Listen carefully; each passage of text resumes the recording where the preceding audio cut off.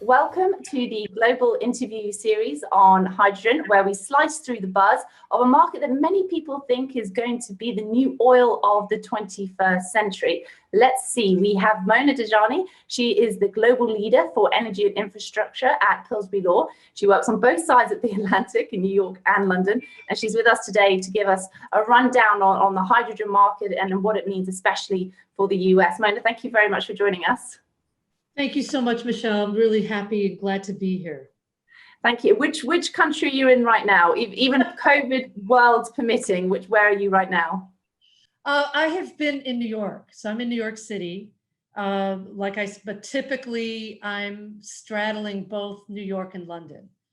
Okay, well, the New York side certainly is going to benefit us with our questions today, because we're going to have quite a big focus on the US side. So, I mean, obviously, there's so much to say when it comes to the US and lower carbon energy, and hydrogen is just part of that whole package, especially since 20th of January this year. And a hydrogen economy will certainly help increase the US's energy security, environmental quality, overall energy efficiency, economic competitiveness, reputational value as well on a worldwide basis. The pros are endless, really. In 2002, President Bush launched the Hydrogen Fuel Initiative, which envisaged this future of a hydrogen economy for the US.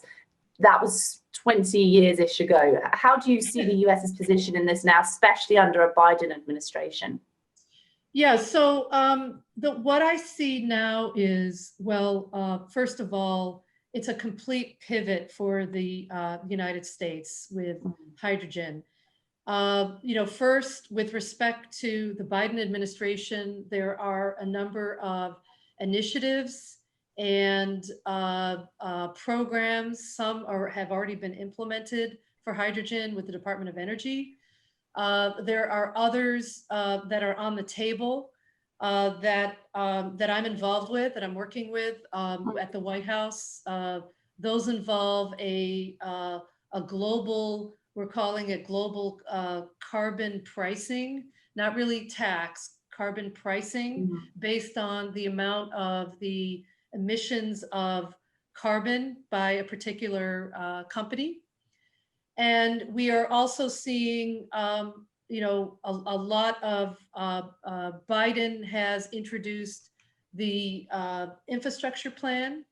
And that is a huge plan that not only is the purpose to stimulate the US economy to get, because of COVID, but equally as important, to push the clean energy agenda of the United States. So, it's a game changer to have, the Biden administration, not only from the Department of Energy, but also the Department of Treasury, which controls, as you know, the currency in the US, to be having all these some very exciting programs and proposals. Some have already been implemented, not only loan programs, but we're also seeing cash grants as well.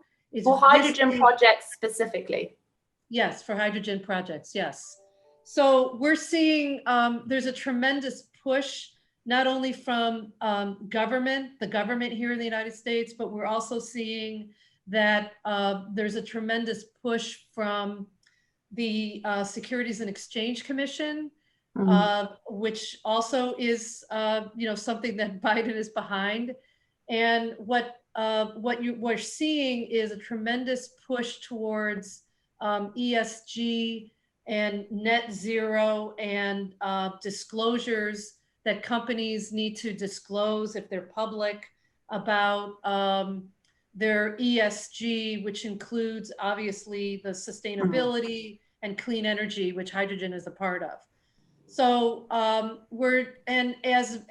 a result of the SEC requiring these disclosures, there's also banking requirements here in the United States as well as in the EU, where the banks have to disclose also ESG. which a big component of that is clean energy. And so they're encouraged, they're stimulated, the banking system to lend to borrowers that are somehow showing how they're reducing their carbon footprint.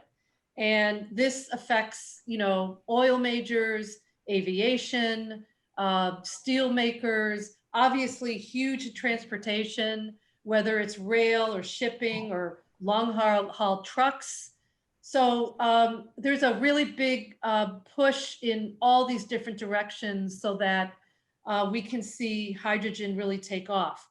One of the figures we've seen on the roadmap to a US hydrogen economy, that's the title of the report, this figure popped out from, was about hydrogen from low carbon sources, so we'll call it green hydrogen for the simplicity of this chat, could supply roughly 14% of the US's energy needs by 2050. It's a big country. The population, I think, is well over 400 million in terms of forecast from the UN by 2050, and it's a long time away. But do you think 14% sounds ambitious enough, considering all the excitement and all the potential that hydrogen has? Yes, good question, Michelle. No, not that's at all. A definite no. No, this is we are right now, like we're gonna be there probably within a year and a half. It's the things that the deals and the projects that I'm working on right now, a lot of it is still in stealth mode, so it's confidential, but we're talking about big oil majors, big, the largest producers of hydrogen in the world. And, big project in Saudi Arabia, for example, that's NEOM that's happening. $5 billion project. Yes, it's huge. And I think that, because I'm so close to these projects, I'm putting them together. I'm matching companies together. I'm matching financing and banks and infrastructure funds, private equity, et cetera, all in this space. I'm seeing it. It is bullish, I should say. It's on a train, okay? And these numbers are not real. I mean, these are what you're hearing about 2030. No, I see that we'll be, in a year and a half, we'll be there. The things that we're seeing, the technology, the rapid deployment of, also, I have to say, with big oil majors, we're seeing a lot of the same infrastructure that already is being used, just being retrofitted for hydrogen. So I'm also seeing some amazing people, talent that have all this education and expertise in oil and gas, pivot now towards hydrogen. Because it's very, so it's not like we're reinventing the wheel. So I really believe that, also, I will tell you, I really believe very strongly that the Middle East has, Saudi Arabia and others, has so many, again, competitive advantages available based on— They've certainly staked their claim in the market as well. Absolutely, absolutely. So they're saying, what I'm seeing a lot of is the Europeans are really, they have a lot more government programs and incentives. The United States is catching up. We'll get there. I think in the Middle East, you have a lot of natural resources and also existing resources that will help to really propel the region, the Gulf region, to be a player if they want to. And they're going to have to do that to a degree anyway, to avoid the depths of the risk with the stranded assets and some of the risks that could be out there. So Spot on, Michelle. Yes. Happening anyway. You were just talking about that 14% and that being in the next 18 months potentially, not 2050. Do you feel the same about price forecasting and saying that that will be price competitive or cost competitive by 2030? 2028 seems to be the soonest, and anybody's put a stamp on. Do you see it happening sooner? I see it happening slightly sooner than that, yes, because this is rapidly deploying. I can't tell you. It's because I'm, involved in these deals. So in it, So in it, it's rapidly deploying. I think it'll be sooner than that. I think it'll be in 5 years. that it will be, or even less. There's a lot of, it seems like because of COVID, there's much more world interest in this. But this has been around for years, more than 20 years. I've been in hydrogen for more than 20 years, for example. But now it's the first time that we're seeing a worldwide acceptance and convergence. Yes, we know that it's expensive, and that's one of the biggest challenges that we see with hydrogen. But I'm also seeing a lot of not only new technologies, but new ventures, joint ventures, whereby you're seeing companies that have competitive advantages joining forces to really push and get ahead. And I have to tell you, there's a lot of companies with money that are doing this right now on their balance sheet because they're trying to be the market leader. They're trying to get ahead. Be first movers. Right. And that could be utilities. It could be oil and gas majors. It's, the largest producers already of hydrogen that are already in the space, that are combining their expertise and competitive advantages with others. So on a worldwide basis, cross-border. So it's a very exciting time, and I'm very bullish on hydrogen, and a lot of the things that I'm seeing in the marketplace that's being repeated by the media is kind of behind. They don't see how. Well, you've got that front seat, haven't you? You've very much got that front seat at the show, and able to get a true sense of the pace. And with that in mind, how do you think, if we look forward to 2030? So, for example, in January we did an event and we did around the world in 12 hours, so 3 hours Asia, 3 hours Middle East, 3 hours Europe, and 3 hours US.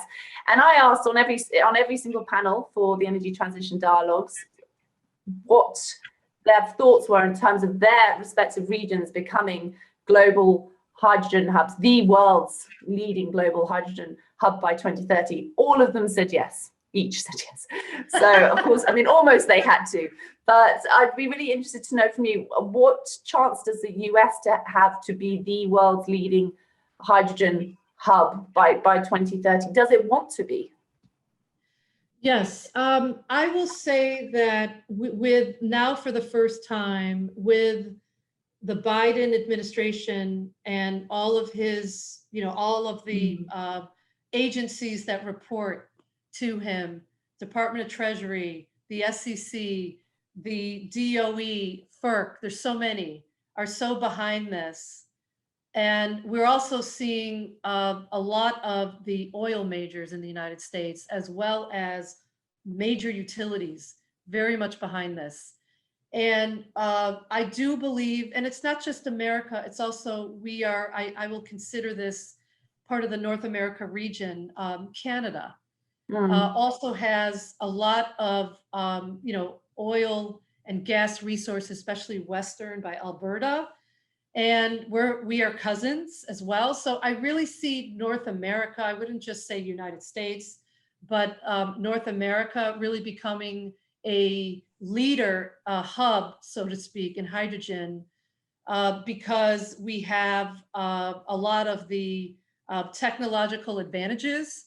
We have a lot of some of the already existing infrastructure that already exists. We are lagging, admittedly, right now with some of the government support, but we'll get there. And there's a lot of things on the table from the government, I can't tell you now, that I'm involved in, but that are very exciting.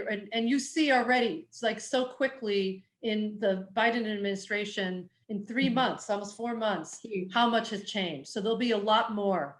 But I do think that it's not just the United States being a leader. I think now the world has changed, and because of COVID, and this should be a global push. It shouldn't just be, the United States or North America. But I think that all the different regions, whether it be North America, Asia, the Middle East, Gulf,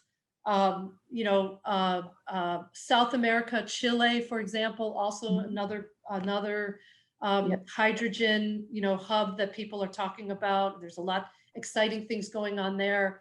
that this should be a global push. But these are all very competitive nations or competitive regions, and there's always been that historical vying for the top podium when it comes to oil markets, especially, and the gas as well, and so on coal. But there's always oil, you know, the black gold as it were, and to be the top of that podium. And I know the Middle East, obviously it's not a country, it's a region, but the Middle East is very keen to get back on top of that. Obviously shale oil knocked it off a little bit in recent years, so to get back on that, but with hydrogen. And seeing that as the ticket to get there. Definitely, what I see with the Middle East is so much, just like in the United States, huge potential. And they have a lot of advantages already. I mean, I think it's pretty material to consider that the largest hydrogen project right now in the world is being built in Saudi Arabia. Yeah, so the world's biggest oil, biggest oil exporter is building the world's largest hydrogen project. Yes, thank you, Michelle. Yes. There's so much I can say because I'm involved in that. So I don't want to give up. So you can, whatever you know, yes. But huge. And I'm very keen in helping companies in whether, you know, go into the Middle East or work in the Middle East and help. You know, my job, what I do is I put these deals together. I'm the one that marries the technology, the money, the locations, all the different parties, the financing, and make these projects work. So I definitely believe that the Gulf in particular, just, you know, they have so many advantages, you know, but I do believe that if they joint venture with some foreign companies, whether they're in Asia, Europe, North America, you know, they could really as together. That's why I think this is a global. That'll be inevitable, really. This emergence of the INOC, the International National Oil Company. Absolutely, and I have, you know, here in New York, we look at, and the reason I used to split my time between New York and London so much is because in our old life. yes, it's because of all the work. It's a global, you know, all the work in, you know, it's more of a gateway to the Middle East, which I love, and I think is a you know, I really see the Middle East, whether it's the oil majors, utilities. There's also a lot of sovereign wealth funds there too, as well. Very much involved, you know. So I'm also part of in the United States. Not only do I have that I'm working with the White House and the Biden administration, but I'm also working with a lot of you know, organizations. Like one is the Arab Bankers Association, which is primarily Middle East sovereign debt and banks, private equity that want to do this. You know, that want to invest. They can make money. You know, what do you think of people who say that some investors are still finding, this is something we're hearing more and more about, some investors are still finding hydrogen high investment risk. They're not quite sold on it just yet. Do you think that, is that something you're seeing, or is it? Well, the issue is, to me, it's not risk. It's about the amount of capital. It's very capital intensive. So you have to put in a lot of capital to make something like this work. And that's why you're seeing the big leaders in oil majors, the utilities, automotive, shipping, rail, buses, you know, fleets, really deep pockets. Yeah, they don't see it as a risk. I mean, they're doing it because they want to be market leaders in the space. So I will tell you that because of the technology, I'm also an engineer, you know, so I can see how this works. We don't want, I mean, you don't want to, I see, we don't want to, I guess the concern is I don't want to make an investment unless I know that it's already a proven technology. Of course, and for a lot of people. Exactly. And so I will tell you that we're improving on the technology depending on where you are in the chain, you know, whether you're more focused on transportation, if you're more focused on the ammonia, if you're more focused on the oil and gas. Yes, that there is there is some risk because not all of the technology has been fully developed, but the reward will be so much better than, you know, something's just really safe, like something in real estate, for example, which now is also something, a new phenomenon, especially a global, you know, residential housing spike, which I find interesting, you know. So Huge. yeah, absolutely. So I hear that, and I think those people that are very fearful of getting into the hydrogen investment scheme are, you know, happy. They need to be educated more. They need to learn more about the technology and what is happening and what I'm seeing, and happy to, you know, have more of these in-depth discussions with you, to discuss like how I'm putting deals together so that there's minimal risk. And there's also the argument that it's going to be inevitable. At some point, these markets that some people are still a bit cagey about, they are inevitably going to have to jump on, because the energy basket is going to evolve to such a point that they're going to be squeezing into a corner. Mona, thank you so much for joining us. We really appreciate it. No, thank you very much. That was very, very interesting. And hopefully you can join us again soon.